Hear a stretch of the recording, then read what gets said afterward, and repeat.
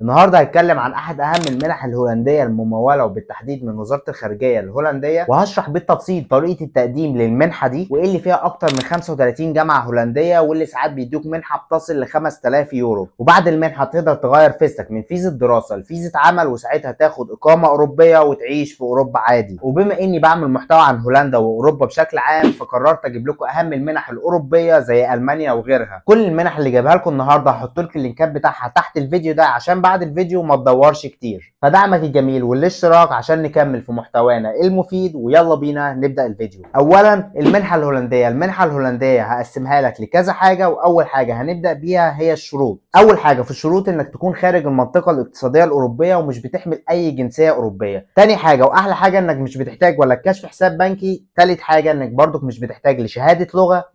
رابع حاجه انك ما تكونش درست هنا في هولندا وما خدتش اي شهاده جامعيه هنا في هولندا. خامس شرط واحسنهم ان المنحه ما بتحتاجش منك سن معين، اي حد يقدر يقدم في المنحه دي. ودي كانت الشروط. نيجي بقى لتاني حاجه وهي التقديم بيكون لمرحلتين. اول مرحله انك تقدم بكالوريوس او تقدم ماجستير. البكالوريوس انك تكون خلصت ثانويه عامه او ازهريه وعايز تيجي تدرس كليتك هنا وتاخد شهاده البكالوريوس من هنا في هولندا. تاني حاجه الماجستير انك تكون خلصت كليتك وعايز تيجي تدرس هنا دراسات عليا. يبقى كده التقديم للمنحه دي للبكالوريوس والماجستير بس. ثالث حاجه ايه هي الجامعات المشاركه في المنحه دي؟ زي ما قلت في اكتر من 35 جامعه مشاركه في المنحه دي، والجامعات دي بتتقسم لنوعين. اول نوع جامعات بحثيه ودي عددها حوالي 14 جامعه زي جامعه امستردام وجامعه روتردام وجامعه ليدن. وتاني نوع جامعات العلوم التطبيقيه ودي عددها حوالي اكتر من 23 جامعه. رابع حاجه ايه هو الموعد النهائي او الديدلاين للتقديم؟ بص يا صديقي، زي ما قلت لك دول اكتر من 35 جامعه، وكل جامعه بيختلف التقديم فيها عن الجامعه الثانيه. عندك مثلا جامعه زي ساكسيون اخر موعد التقديم بتاعها يوم 1/5/2024، وعندك مثلا جامعه ليدن اخر ميعاد للتقديم فيها يوم 1 في شهر 2/2024. فشوف الديدلاين لكل جامعات يا صديقي وقدم في الجامعه اللي تناسبك وان شاء الله تتقبل.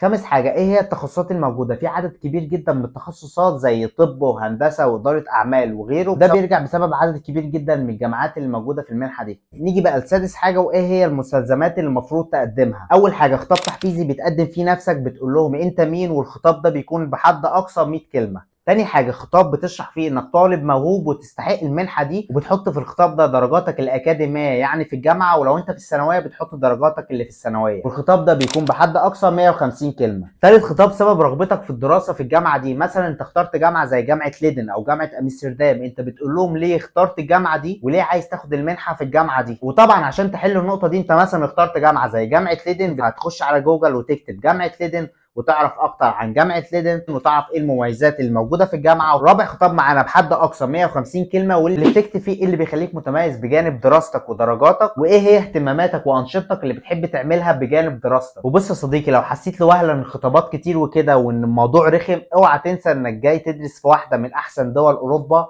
واللي ان شاء الله بعديها حياتك هتتغير للاحسن. فاتعب شويه معلش، عشان صدقني الموضوع يستحق التعب عشان بعد كده ربنا يكرمك. خامس خطاب معانا والاخير بيبقى للجامعات اللي تمويلها جزئي. يعني ايه جامعات تمويلها جزئي؟ دي بتبقى جامعات بتدفع لك مصاريف بس الاول سنه، وباقي السنين انت بتدفعها لنفسك. فبتكتب لهم خطاب انك ازاي هتقدر تدفع باقي السنين دي. فكده دي مشكله، فتعالى اقول لك ازاي تحل المشكله دي. اول حاجه كشف الحساب البنكي، يبقى عندك فلوس البنك وتكتب لهم في الخطاب انك هتدفع فلوس الدراسه من خلال الفلوس اللي في البنك دي. تاني حاجه ان والدك ووالدتك هم اللي هيدعموك طول فتره الدراسه. طب افرض الحلين دول ما نفعوش معاك، اقول لك بقى الحل الثالث اللي اعتقد معظمكم هو اللي هيعمله. فالحل انك تكتب في الخطاب انك هتشتغل خلال دراستك، عشان مسموح للطلاب ان هم يشتغلوا خلال دراستهم بفيزا الطالب. وفيزا الطلاب تقدر تشتغل بيها بارت تايم، يعني عدد ساعات معينه، ومن خلالها تقدر تحوش مصاريف الجامعه او تقدر توفر مصاريفك خلال الدراسه. وتقدر برضك بالفيزا دي تشتغل فول تايم 3 شهور في السنه، اللي هم ال3 شهور اللي بيبقوا اجازه المدارس واجازه الجامعات. وبرضك فيزا الطالب بتديك تصريح عمل بعد 5 اسابيع بس، فتقدر تكتب في الخطاب انك هتيجي وتشتغل. وعشان تقوي الخطاب بتاعك، لو عندك خبره في شغلانه معينه ببلدك اكتبها وارفعها في CV كويس انك اشتغلت الشغلانه دي ببلدك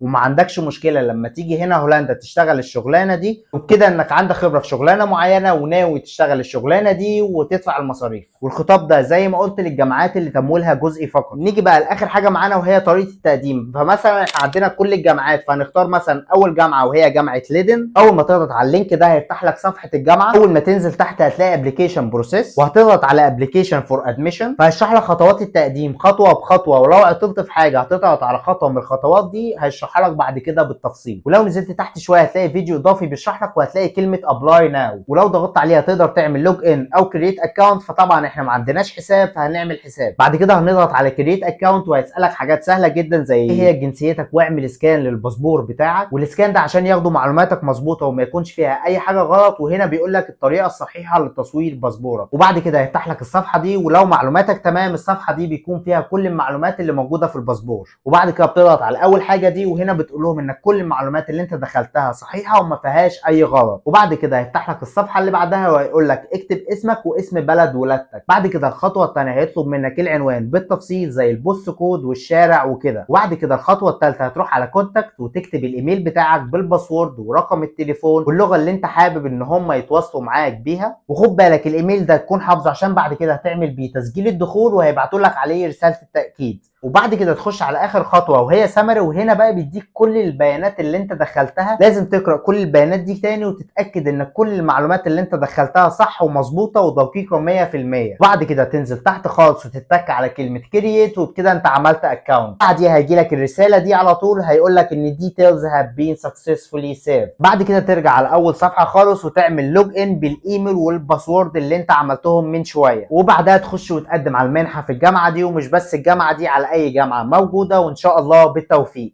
نيجي بقى لتاني منحه معانا النهارده من المانيا. تعالى الخصها لك بسرعه. منحه SBW برلين من المنح الكويسه والمفيده جدا للسفر والدراسه في المانيا. والمنحه دي فيها تخصصات كتير جدا، وبرضك لدراسه الماجستير والبكالوريوس بعد الثانويه. والمنحه بتغطي تكاليف الدراسه بالكامل في الجامعه، ولو اخترت تخصص معين بيكون ممول بالكامل. ومنحه SBW برلين بتوفر شقق سكنيه للطلاب وبدل معيشه بيصل ل 550 يورو. والتقديم على المنحه دي السنه اللي فاتت كان على مرحلتين، اول مرحله من 15 مايو ل 30 يونيو، وتاني مرحله من 15 نوفمبر ل 31 ديسمبر. ولو اتقبلت بيبعتوا لك ايميل. وبصراحه منحه كويسه جدا، وبرده هسيب لكم لينك المنحه دي تحت الفيديو ده. ونيجي بقى لاخر منحه معانا النهارده من المنح، وهي منحه دوله رومانيا. رومانيا من الدول اللي دخلت الاتحاد الاوروبي سنه 2007، والمنحه اللي بتقدمها الدوله منحه كويسه جدا، واللي هتبدا يوم 16/1/2024. والتقديم برضك عليها سهل، مجرد ما بتخش عندهم على الويب سايت وتتك على كلمه ابلاي ناو، وبعد كده تعمل اكونت وتقدم. ولو عايز تعرف معلومات اكتر هتنزل تحت كلمه ابلاي ناو هتلاقي كلمه ديسكفر، وهم كاتبين ان هم هيفتحوا يوم 16/1/2024. واول بس ما تضغط عليها هيظهر لك انت عايز تدرس اي درجه علميه، يعني عايز تدرس بكالوريوس ولا دكتوراه ولا ماجستير ولا غيره. وان شاء الله كله يقدم في المنح دي ونسبه كبيره جدا تتقبل. لو حد قدم واتقبل يا ريت يبقى يكتب لي في الكومنتات عشان هفرح له جدا. ويا اخي بقى انزل اشترك في القناه بقى يا اخي، واعمل بقى لايكك الجميل